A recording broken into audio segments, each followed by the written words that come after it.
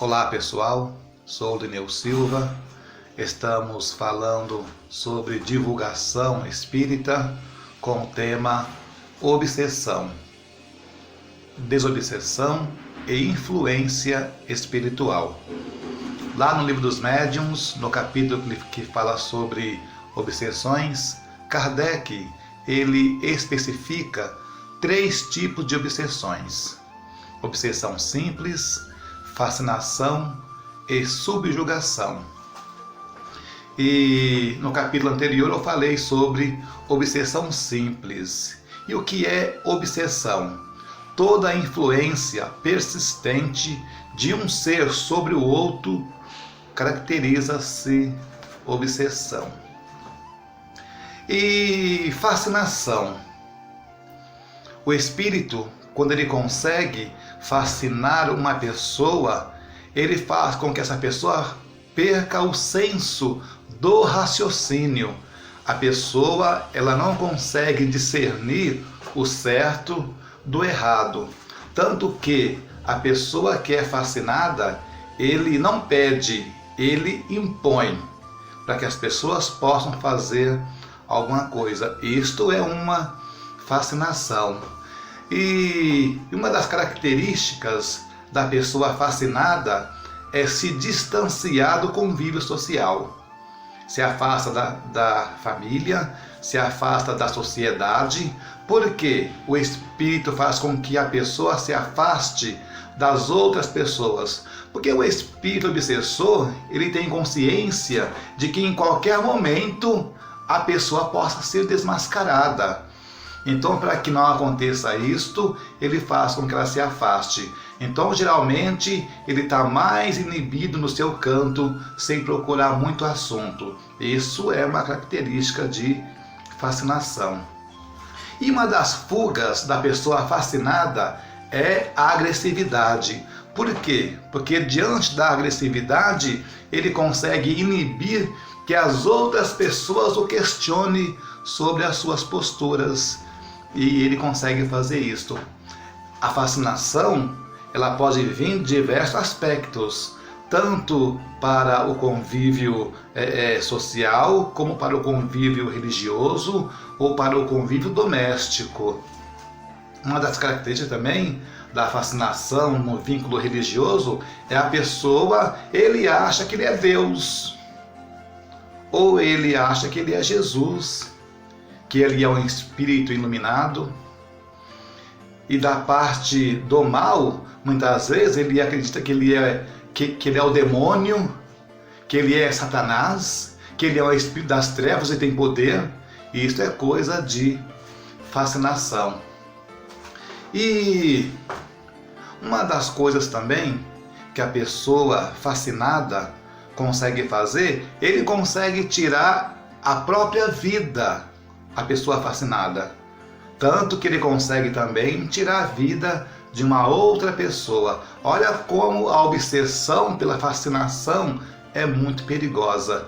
E por que o espírito obsessor deixa que a sua vítima tire a sua vida? Porque possa ser que esta seja a intenção do espírito obsessor. Ou possa ser que o espírito obsessor queira que ele seja um criminoso matando uma outra pessoa. E são obsessões pela fascinação. Subjugação. Na subjugação, o espírito obsessor, ele inibe na sua vítima o senso do livre-arbítrio. Ele não toma as suas próprias decisões. Ele não consegue fazer algo por si só, porque o espírito obsessor está sempre na frente. Tanto a fascinação como a subjugação são 2 processos obsessivos muito perigosos, porque é difícil de afastar o espírito obsessor das suas vítimas.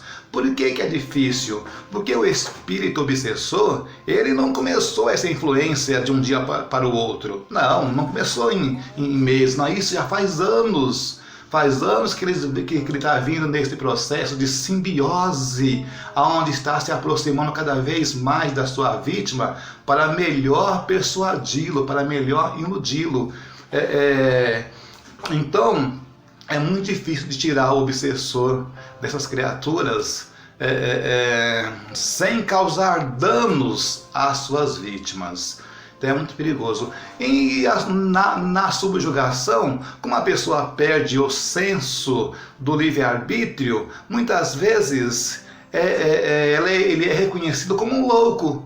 Aí nós ouvimos falar, fulano de tal ficou louco, o irmão ficou louco. Possa ser que seja uma subjugação. Por que nós vemos esse aspecto de loucura? Porque muitas vezes a pessoa, ela perde o senso de si mesmo, não sabe quem ele é, não sabe quem é as pessoas que convivem consigo, e tem um período de lucidez e um período que perde essa lucidez. E isto caracteriza-se diante dessa loucura, é uma subjugação. E o que o espírito quer com isto? O espírito obsessor, ele quer viver a vida da pessoa, quer se sentir vivo. E para que ele possa fazer isto, ele tem que fazer com que a sua vítima, se afaste do seu corpo para que ele possa tomar conta dos órgãos do sentido dessa pessoa. O espírito não consegue tomar o corpo por si só, 100%, isso não existe. O espírito não consegue entrar num corpo, não, porque o corpo tem um dono. O que acontece é que o dono perdeu as forças para poder afastar o espírito obsessor. E por ele não ter forças, vai se enfraquecendo cada vez mais, dificultando cada vez mais o trabalho desse desenlace do obsessor. Influência espiritual. O que é essa influência espiritual? É a aproximação de um espírito perto de nós. Todas as vezes que um espírito se aproxima de nós, existe sim uma influência espiritual. Possa ser que seja uma influência positiva, uma influência negativa ou uma influência neutra. O que quer dizer essa influência neutra? Um exemplo dessa influência neutra. Você está em casa, final de semana, você abre seu portão, coloca o seu carro para fora, começa a lavar ali o seu carro. E você vai lá no rádio, coloca uma música, está ouvindo a música. E nesse momento está passando um espírito pela sua rua. O espírito fala: nossa, que música! Quanto tempo que eu não ouço essa música? E ele para ali para poder ouvir a música junto com você. Só que aí ele lembra de uma outra música também que ele gostava. Ele pensa: será que ele não tem aquela música também? E ele vai lá no seu ouvidinho e fala: será que você não tem aquela música tal? Quando acaba aquela música que você estava ouvindo, aí você vai lá no rádio procurar aquela música que o espírito ele te influenciou. E se você acha e coloca ela, ele continua lá. Mas então aí, já que está lavando o carro, é sábado, ouvindo uma música, que tal uma cervejinha? E vai lá no seu ouvido: será que você não tem uma cervejinha na geladeira para a gente tomar? Aí você pensa, aí você acha que é o seu pensamento: acho que eu vou tomar uma cerveja. Vai lá na geladeira, pega a cerveja e vem tomando. O espírito toma junto com você, na sua latinha, a cerveja. Ele toma junto com você, ele está aspirando ali aquela essência da cerveja junto com você. E aí, se ele quiser outra cerveja, ele vai te induzir a pegar outra cerveja. Ou então, se ele quiser um cigarro, ele vai pensar: que você não tem um cigarrinho aí para acender pra gente? Aí você fala assim para você, pensando no seu pensamento: tô tomando uma cerveja, acho que vou acender um cigarro. E vai acender um cigarro. Aí nós achamos que isto é hábito. Eu tomo uma cerveja, fumo um cigarro, eu tomo um café, eu fumo um cigarro. Possa ser que isso seja a influência espiritual. Agora, isto é uma influência neutra. Por que eu falo neutra? Porque acabou ali aquele processo de lavar o carro, você fechou o portão, desligou o som, o espírito vai embora. Ele vai continuar o caminho dele. Vai procurar outra pessoa para ele poder influenciar. Isso dentro de uma neutralidade. A influência para o mal. Quando o espírito se aproxima de você para fazer uma maldade, ele já vem com segundas intenções, não é de imediato, ele já está ali com segundas intenções. E o que é esse mal, que ele pode fazer? Ele pode fazer diversas interferências na sua vida para poder te prejudicar, porque o espírito ele quer o seu desequilíbrio, ele quer tirar você do seu senso moral, da sua parte racional, e ele consegue fazer isso te influenciando às vezes com palavras, para que você possa dizer uma outra palavra para uma outra pessoa, sabendo que a pessoa vai revidar com a palavra e vai mexer com o seu psicológico. E isso é maldade do espírito. Existem muitas outras coisas que eles podem fazer também diante da maldade. Influência para o bem. Influência para o bem, isto é uma coisa maravilhosa. E todos os dias nós somos influenciados para o bem. Infelizmente, nós não damos tanta vazão a essa influência para o bem, porque nós somos mais negativos do que positivo. Nós mais somos descrentes do que temos fé. Mesmo assim, eles estão ali, nos influenciando constantemente em coisas boas. Principalmente, às vezes você está ali com um problema de saúde e está revidando e ir no médico, ele vai lá no seu ouvido: procure um médico, tem que procurar um médico. E às vezes, durante os sonhos, eles nos chamam para nos chamar a atenção, falando: você tem que procurar um médico. E aí você levanta de manhã: acho que eu vou no médico hoje, acho que eu não estou bem. Isso foi uma influência espiritual para o bem.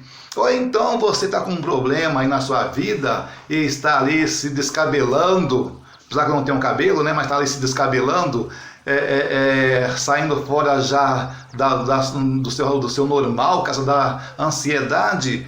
E à noite o Espírito vem te orientar: não se preocupe, amanhã tudo vai se resolver. Aí quando você levanta com aquela já afoito e fala assim: eu acredito que hoje as coisas vão se desenvolver hoje, as coisas hoje vai dar certo. E isto foi o Espírito que colocou na sua mente. E são coisas boas que eles nos trazem. E então é isso aí. A obsessão simples, a fascinação e a subjugação. Os três processos são problemas que têm que ser tratados com muita responsabilidade, porque isso mexe com a nossa parte psicológica, com a nossa parte espiritual e mexe com o nosso físico. Lá no livro do Evangelho segundo o Espiritismo, na última página, Kardec ele dá uma orientação muito boa. Ele fala de que o processo obsessivo, quando ele é muito demorado, ele precisa ser avaliado tanto pelo meio magnético como pelo meio médico, porque pode ser que nos degenerou algum tipo de órgão em nós e se causou sim uma doença. Por isso que tem que ser melhor observado. E para afastar espírito de nós, não adianta nenhum aparato para afastar espírito de nós diante das nossas situações onde nós buscamos meios de colocar coisas no bolso, no pescoço, em qualquer lugar. E isso não afasta espírito, não. O que afasta espírito é o que eu vou falar no próximo vídeo, que eu vou ensinar como nós vamos desvencilhar dos espíritos obsessores. Tudo bem? Eu agradeço, muita paz, que Deus nos ilumine e até o próximo vídeo. Muito obrigado.